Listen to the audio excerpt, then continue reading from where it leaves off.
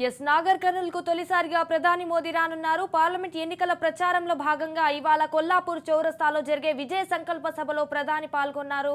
అయితే నాగర్ కర్నూల్ పార్లమెంటుతో పాటుగా మహబూబ్ నగర్, సూర్యాపేట పార్లమెంటు స్థానాల నుంచి కూడా అభ్యర్థులకు మద్దతుగా ఈ సభ నిర్వహిస్తున్నారు. వెలమ ఫంక్షన్ హాల్ ఎదురుగా ఉన్న ఖాళీ స్థలంలో బహిరంగ సభకు ఏర్పాట్లు చేస్తున్నారు. సమీకరణ చేపట్టనుండటంతో అందుకు అనుగుణంగా సభా ప్రాంగణాన్ని తీర్చిదిద్దుతున్నారు. ఉదయం 11 గంటలకు బేగంపేట విమానాశ్రయం నుంచి బయలుదేరి నాగర్ కర్నూల్ కు చేరుకొని 11 గంటల 45 నిమిషాల నుంచి 12 గంటల 45 నిమిషాల వరకు బహిరంగ సభలో పీఎం ప్రసంగించనున్నారు. అనంతరం 1 గంటకు కర్ణాటకలోని గుల్బర్గాకు వెళ్లనున్నారు. నాగర్ కర్నూల్ కు తొలిసారిగా ప్రధాని మోదీ రానున్నారు. పార్లమెంట్ ఎన్నికల ప్రచారంలో భాగంగా ఇవాళ కొల్లాపూర్ చౌరస్తాలో జరిగే విజయ సంకల్ప సభలో ప్రధాని పాల్గొని ప్రసంగించారు. నాగర్ కర్నూల్ పార్లమెంటుతో పాటుగా మహబూబ్ నగర్, సూర్యాపేట పార్లమెంటు స్థానాల నుంచి కూడా అభ్యర్థులకు మద్దతుగా ఈ సభ నిర్వహిస్తున్నారు. వెలమ ఫంక్షన్ హాల్ ఎదురుగా ఉన్న ఖాళీ స్థలంలో బహిరంగ సభకు ఏర్పాట్లు చేస్తున్నారు. రైట్ గా దీనిపై పూర్తి సమాచారం మా ప్రతినిధి స్వప్న లైవ్ ద్వారా అందిస్తారు. స్వప్న, చెప్పండి. సంజన, మరి కాసేపట్లో నాగర్ కర్నూలు సంబంధించినటువంటి ఏదైతే విజయ సంకల్ప సభ ఉందో దానికి మోదీ హాజరు కాబోతున్నారు.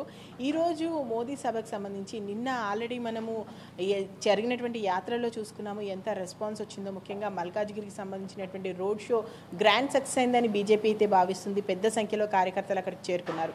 ఇక ఈరోజు సభకు సంబంధించి మరి కాసేపట్లో ఈ సభ ప్రారంభమవుతుంది. అయితే ఓవైపు కవిత అరెస్ట్ నేపథ్యంలో ఏం మాట్లాడతారు మోదీ అనేది మాత్రం ఇప్పుడు సర్వత్రా చర్చనీయాంశంగా మారుతుంది.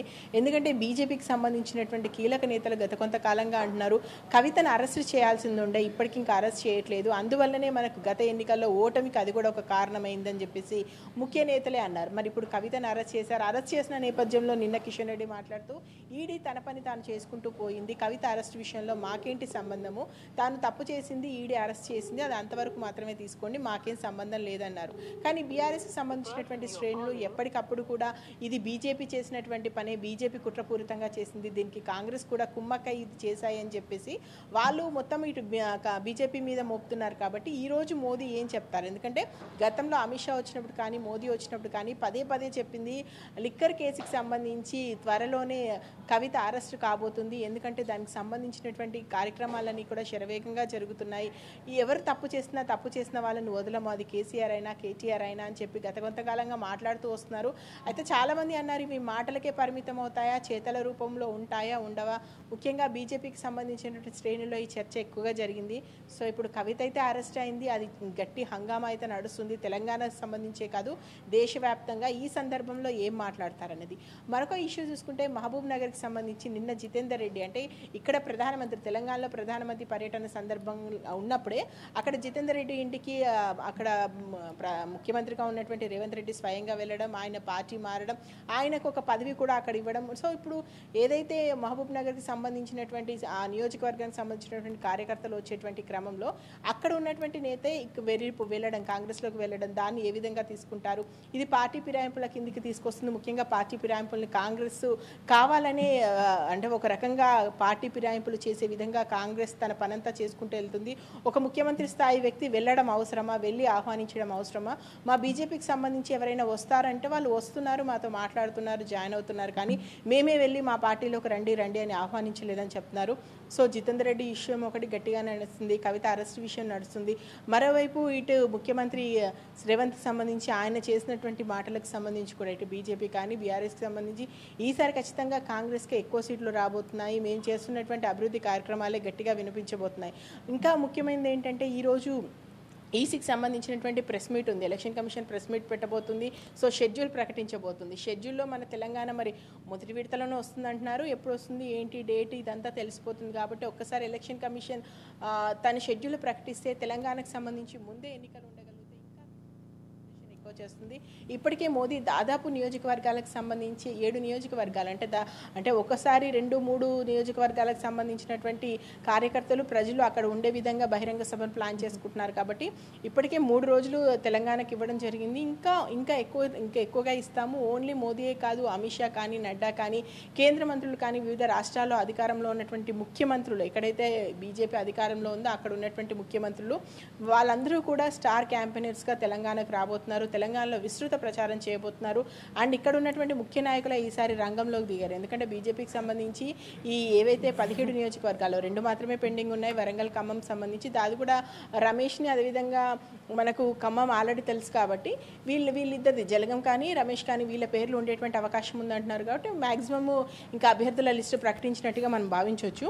సో ఉన్న వాళ్ళందరిలో కూడా చాలా కీలకమైన నేతలు ఉన్నారు. అసెంబ్లీ ఎన్నికల్లో చూస్తే మాకు అభ్యర్థులే కరువు అన్నట్టుగా బీజేపీ పక్క చూపు చూడాల్సిన అవసరం వచ్చింది. కానీ ఈసారి బీజేపీని వెతుక్కుంటూ బీఆర్ఎస్ నుంచి సిట్టింగ్ ఎమ్మెల్యేలు ఎంపీలే వచ్చారు. కాబట్టి వాళ్ళు ఏ విధంగా వర్క్ చేస్తారంటే అంగబలం అర్ధబలం గట్టిగా ఉన్నటువంటి రేసు గుర్రాలనే ఈసారి బీజేపీ బరిలోకి దింపుతుంది.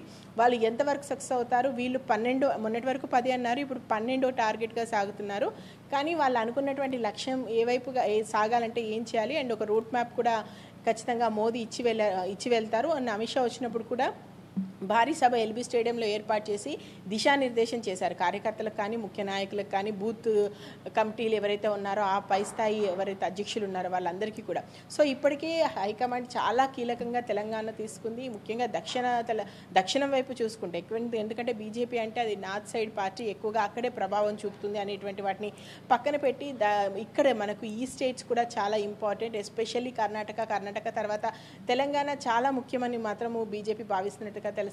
సాధ్యమైనన్ని ఎక్కువ సీట్లు ఈసారి తెలంగాణలో సాధించి ఫిర్ ఎక్ బార్ మోదీ సర్కార్ అంటున్నారు. కాబట్టి మళ్ళీ మోదీ గవర్నమెంట్ ఫామ్ అవ్వాలంటే తెలంగాణ అనేది చాలా కీలకంగా బీజేపీ నేతలు భావిస్తున్నారు. ఆ క్రమంలోనే ఈరోజు మోదీకి సంబంధించినటువంటి సభలో ఏం మాట్లాడతారు, ఎందుకంటే తప్పు చేస్తే ఎంతటి వారమైనా వదిలిపెట్టము అని చెప్పేసి పదే చెప్తున్నారు. అందులో భాగంగా ఒక స్టెప్ అయితే కవిత విషయంలో పడింది. కాబట్టి ఇంకా ఏం చెప్తారు? ఇప్పటివరకు మోదీ తీసుకొచ్చినటువంటి అభివృద్ధి పథకాలు ఏం చేశారు, కేంద్రం తెలంగాణకి ఏం చేసిందో చెప్పడంతో పాటు గెలిస్తే ఇంకేం చేస్తారు, ఎందుకంటే ఎక్కువ మంది ఎంపీలను మాకు ఇవ్వండి, కేంద్రంలో మేము మళ్ళీ అధికారంలోకి వస్తాము, కావాల్సినటువంటి నిధులు తెలంగాణకు తీసుకొస్తాము, ఎట్ ద సేమ్ టైం తెలంగాణలో అభివృద్ధి కార్యక్రమాలతో పాటు ఇక్కడ ఉన్నటువంటి కాంగ్రెస్కి ప్రధాన ప్రతిపక్షంగా మేము ఉండగలుగుతాము, ఆ సత్తా మాకుంది, ఇంకా బీఆర్ఎస్ని మర్చిపోండి, బీఆర్ఎస్లో ఉన్నటువంటి నేతలు ఖచ్చితంగా బీజేపీ వైపు కాంగ్రెస్ వైపు వెళ్లాల్సింది, ఆ పార్టీ మనుగడే సాధించలేదని బీజేపీ నేతలు చెప్తున్నారు. కాబట్టి సో ఈ క్రమంలో ఏం మాట్లాడతారు, ఏంటి, బీజేపీ ఏ విధంగా ముందుకు జరుగుతుంది, ఈ చర్చ అయితే జరుగుతుంది present. Sanjana, right, thank you for the updates Swapna.